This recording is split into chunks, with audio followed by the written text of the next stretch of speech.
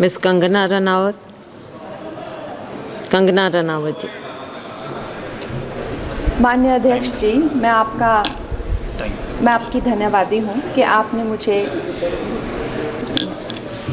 मुझे railways amendment bill 2024 पर अपने विचार रखने का मौका दिया। माननीय रेल मंत्री श्री अश्विनी वैष्णव जी द्वारा प्रस्तावित इस बिल का मैं स्वागत करती हूँ।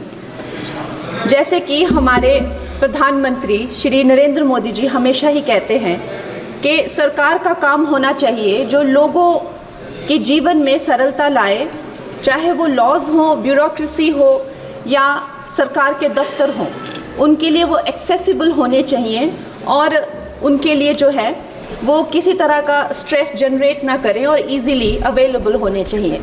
निश्चय ही ये जो बिल है इस उद्देश्य में जो है वो सफल होता है और इसके अंतर्गत जो है 1905 में जो रेलवे बोर्ड एक्ट था उसको 1989 में जो रेलवे एक्ट है उसमें क्लब किया जा रहा है। निश्चय ही इस तरह के जो एक सिंगुलर लॉ बनाकर जो है वो आई फील कि हमारे जो साधारण मानवीय हैं उनके लिए बहुत ही इजीली अवेलेबल होंगे, एक्सेसिबल होंगे, इसीलिए मैं इसका स्वागत करती हूँ।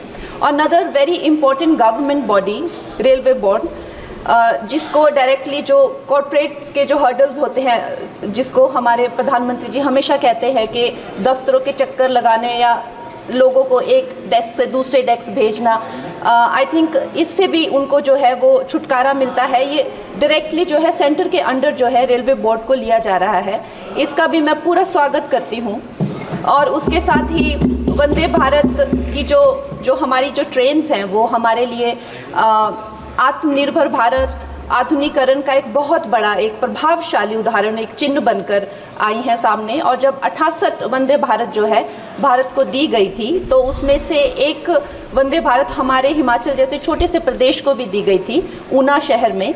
उसके साथ ही मैं जानती हूँ कि हिमाचल बहुत ही एक दुर्गम क्षेत्र है, मगर जिस तरह से हमारी सरकार भारतीय जनता पार्टी जम्मू कश्मीर हो गया या और पहाड़ी इलाके हो गए, उनमें जो है इतने ज़्यादा रेल प्रोजेक्ट्स जो है वो लॉन्च कर रहे हैं। उसी के साथ भी हमें भी हिमाचल के लिए बहुत ज़्यादा जो है वो सर्वेज हो रहे हैं, रेल का बजट मिला है। शिमला हो गया या धर्मशाला, कांगड़ा और बैजनाथ हो गया, ऐसे न जाने बहुत सारे जगहों पे, हमीरपुर जैसी जगहों पर जो है बहुत सारे प्रोजेक्ट्स आ रहे हैं।